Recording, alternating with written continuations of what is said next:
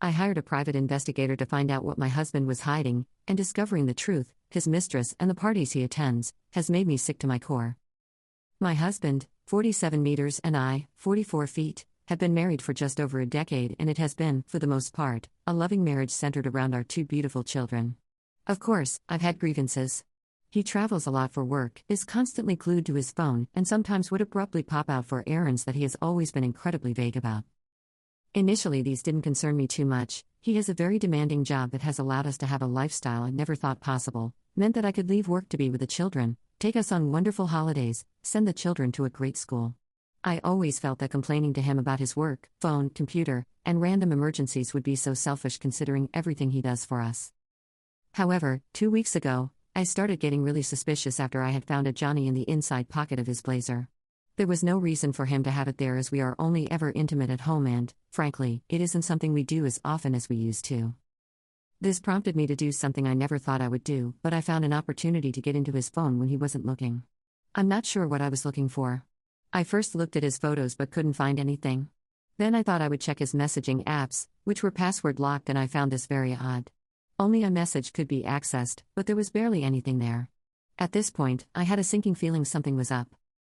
Last year, a friend was in a similar situation and used a digital investigator to learn more about her absent and secretive fiancé. The investigator found out that this man had been living a complete double life, with a long-term girlfriend in Edinburgh, and, unbelievably, a whole business he had set up and was earning money from. She had no idea about the business or all the money he was earning from it, and no doubt spending on his girlfriend. I asked for the investigator's details and requested that they pull together anything and everything they could find about my husband. The investigator spent about a week digging online and came back to me with a report that changed my life forever. I got a call from the investigator, warning me that my husband's report would be a very difficult read, and that I should open it in private at a time when I would be able to process it fully. Since I received it, I have barely been able to eat, sleep, properly take care of the kids, or speak to him, and yet he is so absent-minded he doesn't even realize something is wrong. It turns out that my husband of over 10 years has been having an affair with a woman 15 years his junior. Financing this woman's lifestyle and her failed business venture. Attending parties with her, where people are intimate with other people's partners. Posting in a revolting online forum, including pictures of his nether regions, and details his addiction to this kind of lifestyle to his creepy online friends. Based on his posts online, has clearly been spending thousands on women as far back as 7 years ago. I have no idea where to go from here. I don't know what to do. I have no idea how to confront him about this, or if I should see a lawyer first. I know the obvious decision is to simply divorce, but our children are 9 and 7, I have loved him since we first met 14 years ago, and I know that I have a place in his heart too, in spite of these actions. If he is truly an addict, then maybe there is a way to get through this if he agrees to treatment? I am a complete mess and I can't talk about this to anyone in person just yet. Any advice you have for me would be really appreciated. Comments. Comment 1. Therapy will not work because he clearly is reveling in his addiction and secretive lifestyle and he shows little remorse for it. That man does not love you. You're a live-in caretaker for his children and home that he can occasionally be intimate with too. Lawyer up, protect your own finances and lifestyle, and your children's future. Comment 2. This is true. I know someone who was in this exact situation and later found out the kids had been affected. The person op thought she married does not exist and is a mask for the real man who is cheating, lying and stealing time and financial resources from the family to pursue his own selfish desires. Couples therapy does not work for these kinds of people. It only helps them manipulate others and shift blame better using therapy speak and the hopeful and forgiving nature of their partners. It's going to be hard, but the sooner op comes to the realization that she now knows who he really is and this is not some aberration of behavior, the better for her and the kids. Comment 3. 1. Talk to a lawyer before you do anything. 2. No, this is not something that will be fixed or cured via therapy. Therapy only works if the person does the work. It isn't a magical cure that resolves giant issues just because you schedule an appointment and show up.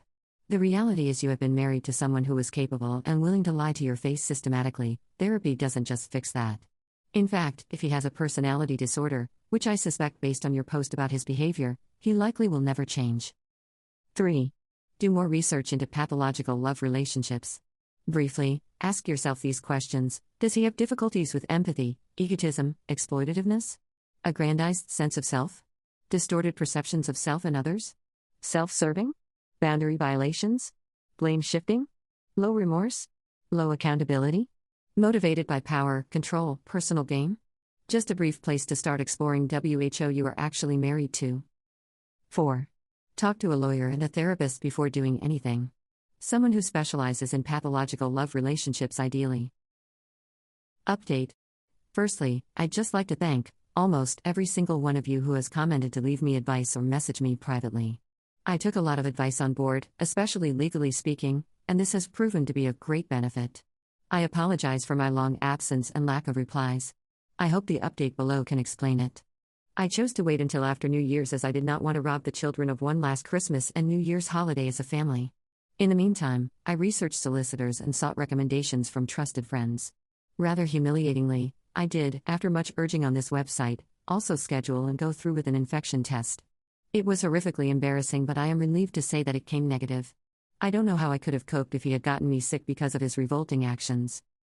He made my job incredibly easy by flying out for a work trip, not that anything he says could ever be trusted, on the second, and I immediately got the ball rolling, met with a solicitor, packed up all of his belongings into 6 suitcases, had the locks changed, and spoke to a child psychologist to work out the best way to explain things to the kids, who are far too young to understand the full picture, of course. Fast forward to a week later, and upon his return I, having made sure the children were picked up by my mother after school, greeted him to a hallway full of suitcases and divorce papers. I had printed out the report in full and started walking him through it before he started breaking down in tears. It was a compulsion, he was unbelievably stressed, and that if I left him he would have not choice but to marry the other woman, whereas he would end it immediately if I were to take him back. This last part was truly the nail in the coffin. I don't think he even realized just how manipulative a comment that was to make. After hours of a back and forth and of his groveling, he gave up. He was left at the bottom of the stairs in the entrance to our home with his suitcases, waiting for a cab to take him to God knows where. There is still a lengthy legal process ahead, and unfortunately, it turns out that him being unfaithful doesn't really impact how assets might be divided following the legal battle. However, I'm confident that my solicitor will get the outcome I need to keep the house and live independently. In terms of the children, I would rather not discuss them so as to keep it private, but it has been an incredibly difficult adjustment and sometimes I do feel guilty. As for myself, I'm still completely heartbroken, and frankly I don't ever hope to find love again. I just don't think I can quite trust like that again. Finally, I'd just like to add that while most comments have been lovely and supportive, I did get a number of comments and private messages blaming me for my soon-to-be ex-husband's behavior, claiming I did not give him sufficient attention and that I shouldn't complain because he provided me with a certain lifestyle. Firstly, these comments are awful and betray a repulsive worldview with regards to intimacy and marriage. Secondly, our ailing intimate life was not my doing and was, at times, and criticism I myself had of our relationship, not the other way around. Thirdly, just because someone provides you with a lifestyle, doesn't entitle them to treat you as if you're nothing, with no respect and no honestly. I would have hoped all would be aware of that. Thanks for the help, to those who did.